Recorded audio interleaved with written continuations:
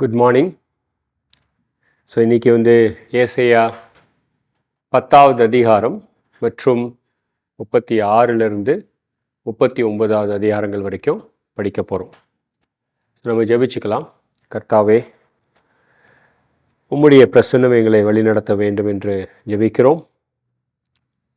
உம்முடைய வார்த்தைகளிலே எங்களுடைய ஞானம் இருக்கிறது, எங்களுடைய பாதுகாப்பு இருக்கிறது, எங்களுடைய சுத்திகரிப்பு இருக்கிறது. கர்த்தாவே, நீர் இந்த கிளாஸை ஆசீர்வதிக்கணும்னு ஜெபிக்கிறோம். இயேசு கிறிஸ்துவின் நாமத்திலே ஜெபிக்கிறோம்.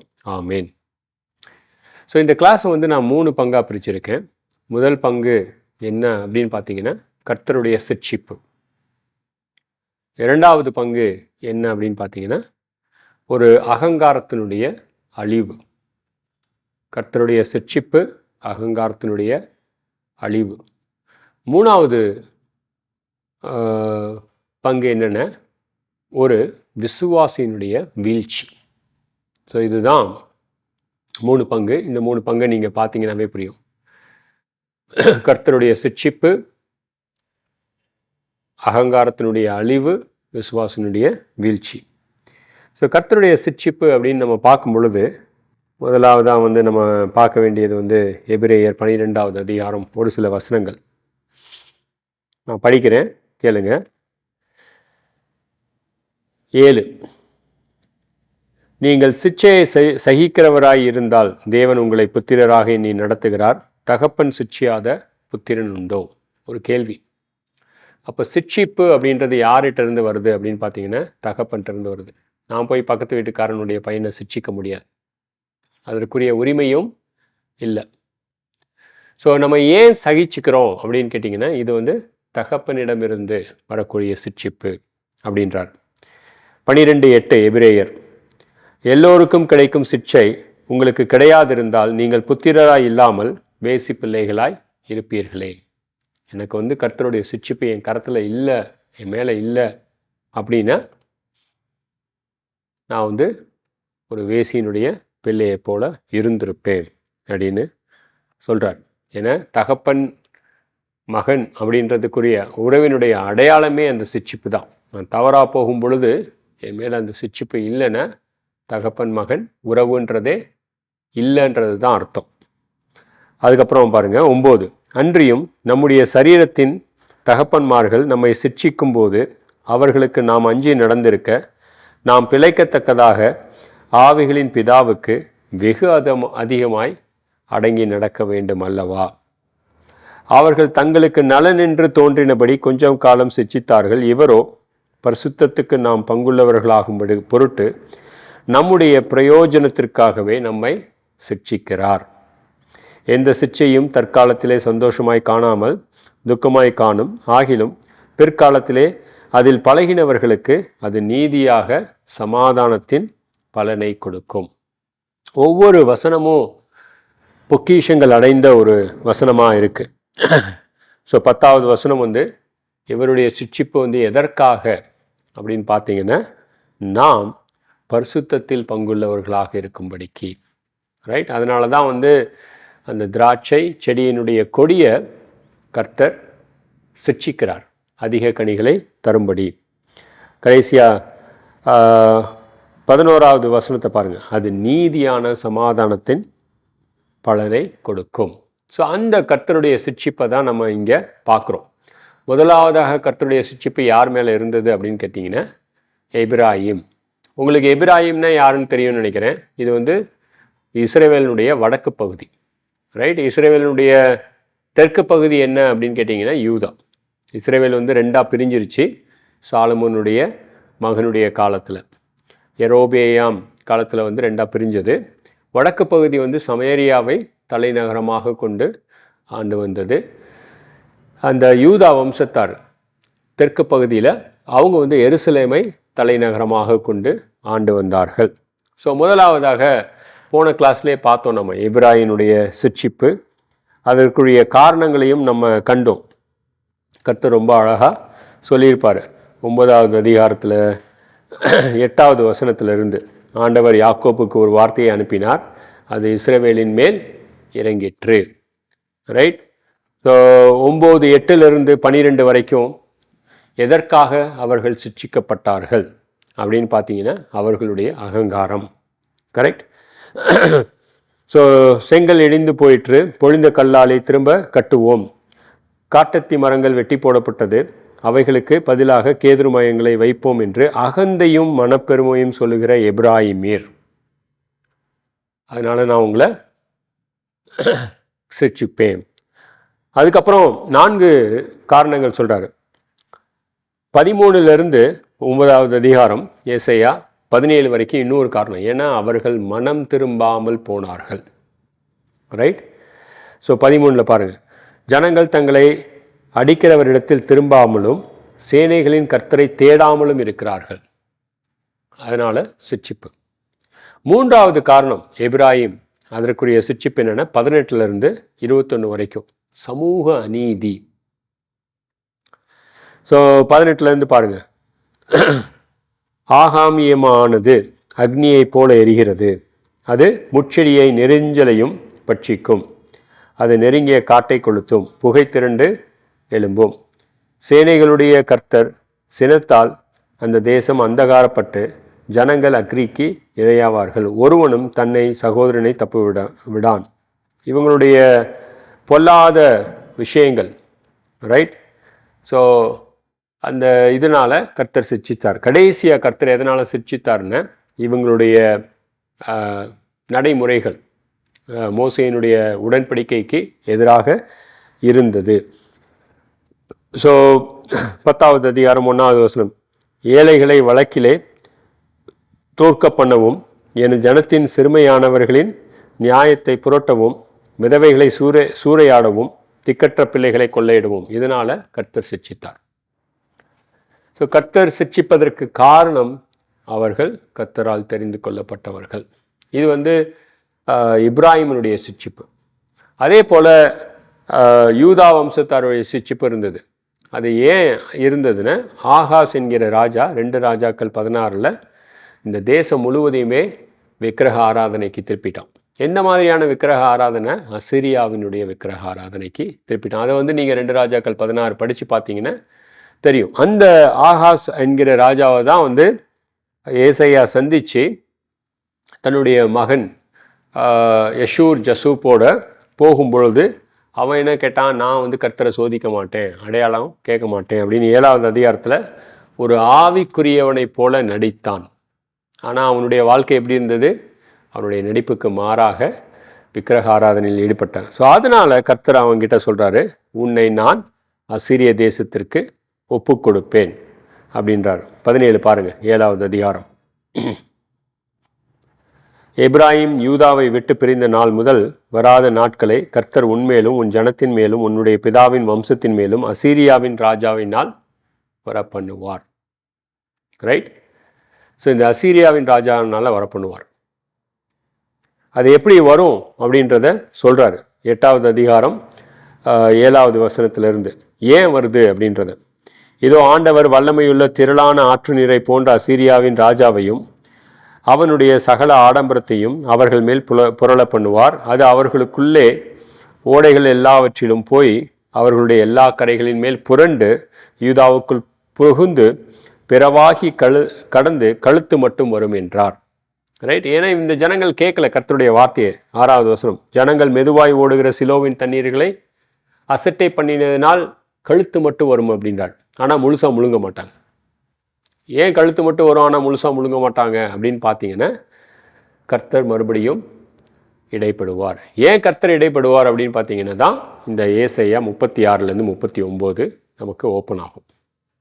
ஸோ இந்த கிளாஸை நம்ம 3 பங்காக பிரிச்சிருக்கோம் அப்படின்னோம். முதலாவது கர்த்தருடைய சிட்சிப்பு அப்படின்னு பார்த்தோம். அந்த சிட்சிப்பு கழுத்து மட்டும் வரும்பொழுது இந்த இடத்துல ஆகாஸ் கர்த்தருடைய வார்த்தையை கேட்காம போவான். ஆனால் இவனுக்கு அடுத்தபடியாக இவனுடைய மகன் எசேக்கியா என்ன பண்ணுவான்? கர்த்தருடைய வார்த்தையை கேட்பான். இந்த கழுத்து மட்டும் அசீரியர்களை முழுவதுமாக இவன் கேட்டதுனால அவர் அழிச்சு போடுவார். அந்த ஒரு அதிகாரம் தான் ஏசாயா 36 39 மட்டும். அதை பார்க்கலாம். எசேக்கியா அரசாண்ட 14ஆம் வருஷத்திலே அசீரிய ராஜாவாகிய சனகெரிப் யூதாவில் இருக்கிற அரணான சகல பட்டங்களுக்கும் விரோதமாய் வந்து அவைகளை பிடித்து கொண்டான். அப்பொழுது அசீரிய ராஜா லாகிஸிலிருந்து ரப்சாக்கே பெரிய சேனையோடு எருசலேமுக்கு எசேக்கியாவின் ராஜாவினிடத்தில் அனுப்பினான். இந்த ரப்சாக்கேன்றது வந்து என்னென்னா கமாண்டர், மிலிட்ரி ஆஃபீஸர். ஸோ இவன் அரணான பட்டணங்களை பிடிச்ச உடனே எசேக்கியாவுக்கு கொஞ்சம் பயம் வந்துடும். பட் இருந்த போதிலும் எசேக்கியா வந்து கர்த்தருடைய மனுஷனாக இருப்பான். ஏன்னா அவன்தான் விக்கிரகங்களை, அப்பா கொண்டு வந்த விக்கிரகங்கள்லாம் அழித்து மறுபடியும் பஸ்கா பண்டிகையை கொண்டு வந்து கர்த்தருடைய பிரசன்னத்தை வர்றதுக்கு உதவியாக இருந்த ஒரு ராஜா. ஸோ இந்த சனாக்கரிப் அனுப்பிச்ச ராப்சாக்கேவை வந்து பார்க்குறதுக்கு எசேக்கியா வந்து தன்னுடைய ஸ்தானாபதிகளை அனுப்புவோம். ஸோ அந்த ஸ்தானாபதிகளுடைய நாமம் தான் குறிப்பிடப்பட்டிருக்கிறது 36:3. இல்கியாவின் குமாரனாகிய எலியாக்கிம், ரைட். ஸோ அரண்மனை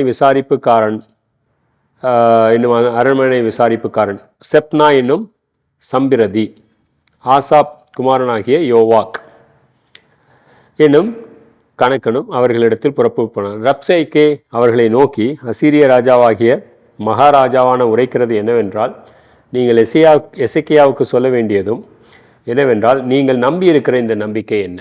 ஏன் வந்து நீங்கள் சரணடையாமல் இன்னும் இருக்கீங்க? என்ன நம்பிக்கை? எகிப்து உங்களுக்கு உதவுவாங்கன்னா நினைக்கிறீங்களா? அந்த எகிப்து வந்து ஒரு நல்ல உதவி கிடையாது. இல்லை உங்கள் கர்த்தர் உங்களுக்கு உதவுவாங்களா? அவரும் நல்ல உதவி கிடையாது அப்படின்றதையும் சொல்லுவான். ஸோ 7வது வசனம், நீ என்னிடத்தில் நாங்கள் தேவனாகிய கர்த்தரை நம்புகிறோம் என்று சொல்வாயாகில் அவருடைய மேடைகளையும் அவருடைய பலிபீடங்களையும் அல்லவா எசேக்கியா அகற்றி யூதாவையும் எருசலேமையும் நோக்கி இந்த பலிபீடத்தின் முன் பணியுங்கள் என்றான். ரைட்டு. ஸோ இவன் நகர்த்தினதுன்றது விக்கிரக ஆராதனை. பட் ஆனால் ராப்சாக்கே சொல்கிறது வந்து கர்த்தருடைய பலிபீடத்தை நகர்த்திட்டான். இல்லை, உண்மையான கர்த்தருக்கு இப்போ தான் மனம் திரும்பி இருக்கான். ஸோ அவன் நம்புகிற கர்த்தர் தான் ஒரே கர்த்தர். ஸோ இந்த மாதிரி நிறையா பேசுவான் அவன் தப்பாக. ஸோ அப்போ வந்து எசேக்கியா சொல்லியிருப்பான் தன்னுடைய ஜனங்கள்கிட்ட, ரப்சாக்கே என்ன பேசினாலும் சரி நீங்கள் பதில் சொல்லாதீங்க. அதை பார்ப்போம் நம்ம 36:21. அவர்களோ அவனுக்கு ஒரு வார்த்தையும் பிரதியுத்தரமாக சொல்லாமல் மௌனமாக இருந்தார்கள். மறு உத்தரவு சொல்ல வேண்டாம் என்று ராஜா கட்டளையிட்டிருந்தான். அப்பொழுது இல்கியாவின் குமாரனாகிய எலியாக்கிம் என்னும் அரமனை விசாரிப்புக்காரனும் செப்னா என்னும் சம்பிரதியும் ஆசாப்பின் குமாரனாகிய யோவாக் என்னும் கணக்கனும் வஸ்திரங்களை கிழித்து கொண்டு எசேக்கியாவினிடத்தில் ரப்சேக்காவின் வார்த்தைகளை அவனுக்கு அறிவித்தார்கள்.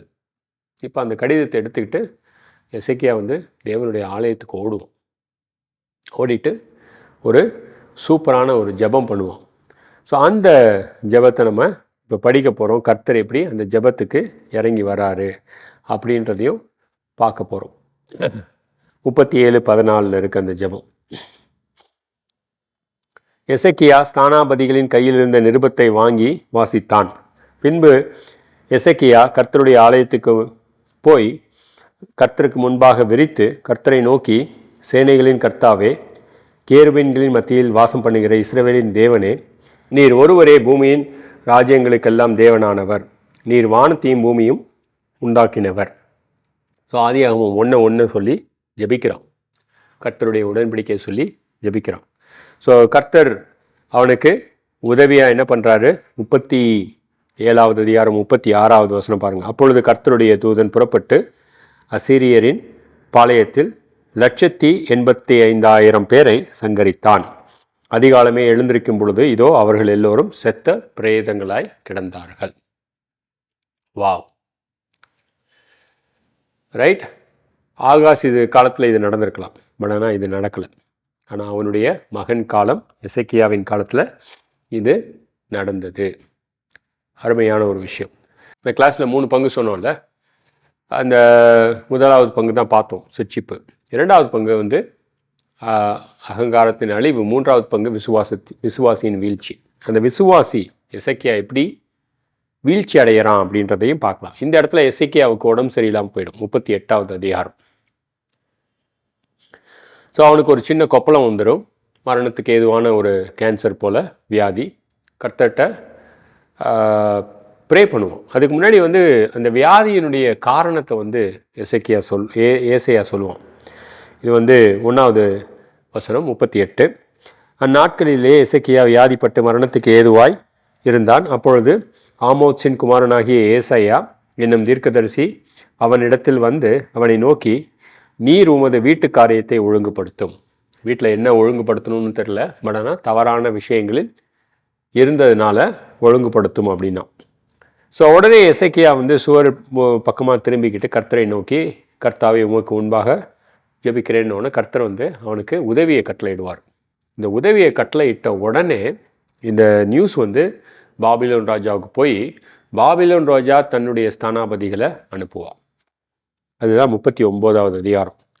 அக்காலத்தில் பாலாதானின் குமாரனாகிய மோரோதாக் பாலாதான் என்னும் பாபிலோனின் ராஜா எசேக்கியா வியாதிப்பட்டிருந்த ஆரோக்கியமானதை கேள்விப்பட்டு அவனிடத்தில் நிருபங்களை வெகுமதியும் அனுப்பினான்.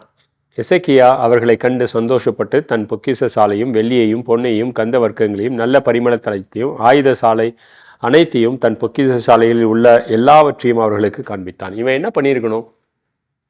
நான் குணமானது கர்த்தர்னால்னு தான் சொல்லியிருக்கணும். அதை விட்டுட்டு இவனுடைய மகிமையே பேசிக்கிட்டு இருப்போம். ரைட்? ஒரு விசுவாசியினுடைய வீழ்ச்சி. தன்னுடைய அப்பாவை போல இல்லாமல் பப்ளிக்கில் எல்லாருக்கு முன்னாடியும் ஒரு நல்ல விசுவாசியாக இருந்துட்டு ப்ரைவேட்டில் ஒரு வீழ்ச்சி அடைந்த விசுவாசியாக இருந்தான். உடனே கர்த்தர் வந்து மறுபடியும் சிட்சிப்பார். தன்னுடைய மகிமையை மற்றவங்களுக்கு காண்பிச்சானா கர்த்தர் தான் இந்த மகிமையை கொடுத்தாரு, அவனை குணமடைய செஞ்சு 15 வருஷம் அவனுக்கு வாழ்க்கையை கொடுத்ததே கர்த்தர் தான்னு ஒரு வார்த்தை கூட இந்த ஸ்தானாபதிகள்கிட்ட சொல்ல மாட்டான்.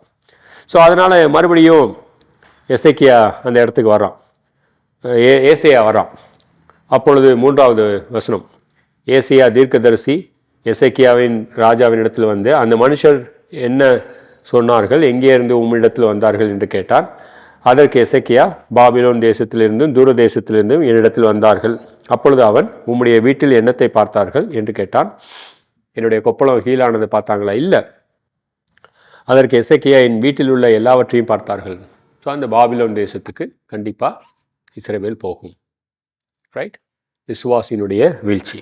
இது கிளாஸில் வந்து 2 பங்கு முடிச்சிட்டோம். முதல் பங்கு என்னென்ன? கர்த்தருடைய சிட்சிப்பு. 2வது பங்கு விசுவாசியினுடைய வீழ்ச்சி. 3வது பங்கு என்னென்ன? அகங்காரத்தின் அழிவு. இது வந்து என்னென்ன? அந்த அசீரியா நாட்டினுடைய அழிவு. அதை தான் நம்ம இப்போ பார்க்க போகிறோம். ஸோ ஏசாயா 10வது அதிகாரம் 5வது வசனத்திலிருந்து. ஸோ அகங்காரத்தினுடைய அழிவு. இந்த அசீரிய தேசத்தை வந்து கர்த்தர் வந்து சிட்சிப்புக்கு பயன்படுத்தினார். ஆனால் இந்த அசீரிய தேசம் என்ன நினச்சதுன்னா, தான் ஒரு பெரிய நாடு, ரைட், என்னால் தான் எல்லாம் முடியும்.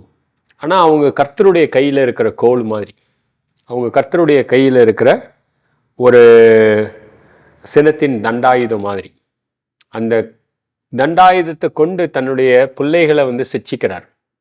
ஆனால் அந்த தண்டாயுதம் என்ன நினச்சது? தான் ஒரு பெரிய, கையில் இருக்கிற கோடாரி வந்து தான் அப்படின்னு நினச்சிட்டு இருந்தா இந்த கோடாரிக்கு மண்டை குழம்பி போச்சுன்னு தான் அர்த்தம். அந்த அகங்காரத்தை கர்த்தர் அறவே அழிக்கிறார் அப்படின்றத தான் இதில் பார்க்க போகிறோம். என் கோபத்தின் கோலாகிய அசீரியனுக்கு ஐயோ, அவன் கையில் இருக்கிற என் சினத்தின் தண்டாயுதம்.